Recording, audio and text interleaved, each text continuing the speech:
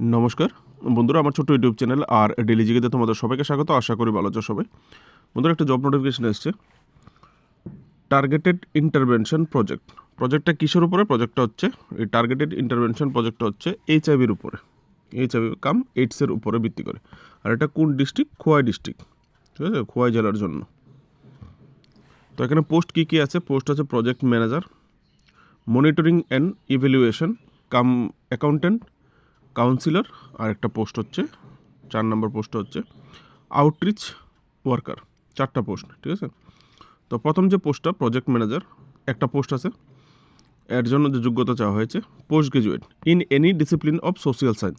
Social সায়েন্সের সঙ্গে যুক্ত যে স্ট্রিমগুলি আছে, যে কোনো স্ট্রিমে পোস্ট গ্রাজুয়েট থাকলেই হবে, ঠিক আছে, post graduate degree.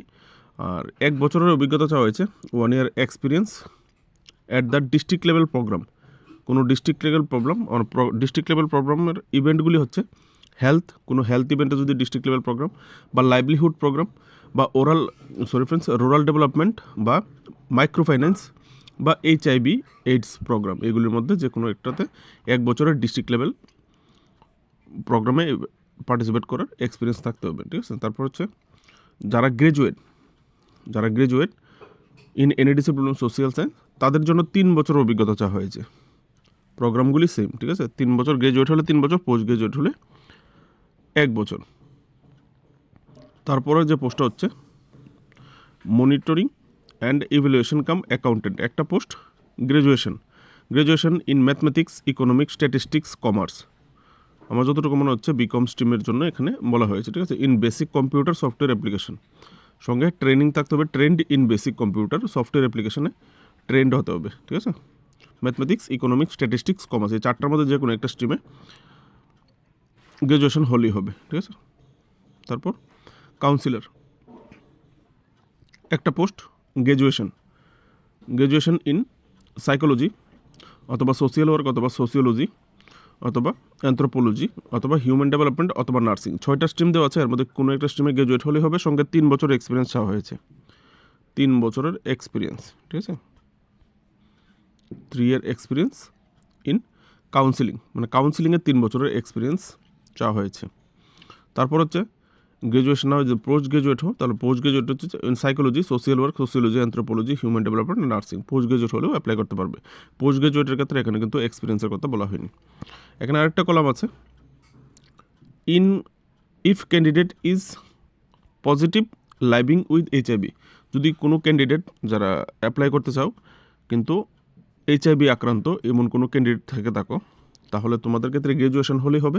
Psychology, social work, sociology, anthropology, human development, nursing, যে কোনো একটাতে সঙ্গে 1 বছরের এক্সপিরিয়েন্স থাকলে হবে। যেমন উপরে চাওয়া হয়েছিল 3 বছর এক্সপিরিয়েন্স, যারা ফ্রেশার্স এইচআইভি আক্রান্ত নয় তাদের জন্য 3 বছরের এক্সপিরিয়েন্স কাউন্সিলিংয়ে।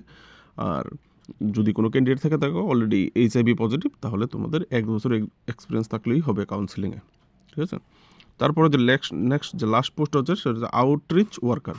আউটরিচ ওয়ার্কারের জন্য যে কোয়ালিফিকেশন চাওয়া হয়েছে 12 স্ট্যান্ডার্ড, 12 পাস অথবা above with good knowledge of A local community and local language, ঠিক আছে। লোকাল ল্যাঙ্গুয়েজের একটা অভিজ্ঞতা ইন কেস অফ আইডিইউ এর ফুল ফর্মটা অ্যাকচুয়ালি আমার জানা নেই ফ্রেন্ডস।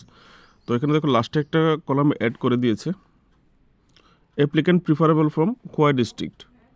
যদি অন্য ডিস্ট্রিক্টের যারা আছো তোমরাও অ্যাপ্লাই করতে পারবে, কিন্তু খোয়াই ডিস্ট্রিক্টের কোনো ক্যান্ডিডেট যদি পেয়ে যায় তাহলে কিন্তু আগে ওই খোয়াই ডিস্ট্রিক্টের ক্যান্ডিডেটদের প্রথম পছন্দ করা হবে, ঠিক আছে। এরকম এখানে বলা হয়েছে। যেখান থেকে নোটিফিকেশনটা বের হয়েছে, যে authority doctor Sujit Ghosh, executive director, voluntary health association of Tripura, PO Kunjaban, Agartala, west Tripura, ঠিক আছে। এখান থেকে বের হয়েছে, তোমরা চাইলে এখানে যোগাযোগ করতে পারো। আর অ্যাপ্লিকেশন যে চাওয়া হয়েছে কীভাবে আবেদন করবে, এখানে দেখো একটা ইমেল অ্যাড্রেস দেওয়া হয়েছে, এই যে ইমেল অ্যাড্রেস। ইমেলে সেন্ড করতে তোমার সিবি, বায়োডাটা, কমপ্লিট বায়োডাটা এখানে পাঠাতে বলা হয়েছে, ঠিক আছে। এই ইমেল অ্যাড্রেসে 9 তারিখের মধ্যে, 9 ফেব্রুয়ারি লাস্ট ডেট, ঠিক আছে, সিবি পাঠানোর, যদি কেউ অ্যাপ্লাই করতে চাও। তারপর তোমাদের এখান থেকে যার যার যোগ্যতা, এক্সপিরিয়েন্স, এই সমস্ত জিনিস দেখে তোমাদেরকে শর্ট লিস্টেড করা হবে, ঠিক আছে। শর্ট লিস্টেড করে ইন্টারভিউতে ডাকা হবে। Short listed candidate will be call for interview, মানে সিলেকশনটা হবে ইন্টারভিউর উপর বেসিস করে, ঠিক আছে, ইন্টারভিউর উপর বেসিস করে হবে। Candidate will be call for interview, যারা শর্ট লিস্ট করা হবে, শর্ট লিস্টের যারা হবে তারা কি ইন্টারভিউতে ডাকা হবে। তো ইমেল আইডি আর ফোন নাম্বারটা ভ্যালিড দেবে যেন তোমাদেরকে কন্ট্যাক্ট করতে পারে। Thank you. ভিডিও ভালো লাগলে একটা লাইক করে দিও, চ্যানেলে নতুন হয়ে থাকলে সাবস্ক্রাইব করবে। নমস্কার।